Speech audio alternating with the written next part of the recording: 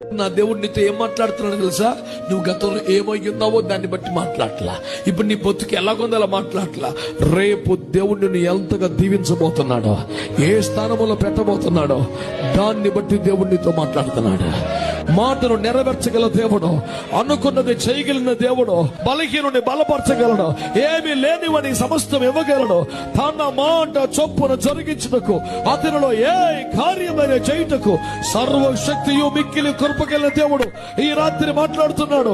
తరం ముడుచున్నవాడా, భయపడుచున్నవాడా, దాక్కడుచున్నవాడా, ఓడిపోయినవాడా, బలహీనుడిగా వేదన పడుతున్నవాడా, ఇదిగో దేవునితో మాట్లాడుతున్నాడు. నువ్వు ఓడిపోయిన వాడివి కాదు, నువ్వు బలహీనుడివి కాదు, నువ్వు వెనకబడిపోయిన వాడివి కాదు, నువ్వు పరాక్రమము కలిగిన బలాఢ్యుడివి.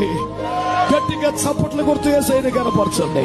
ఇన్ను తాను ఏమి చేయబోతున్నాడో దాన్ని చూసి మాట్లాడుతున్న దేవుడు నీతో ఈ రోజున.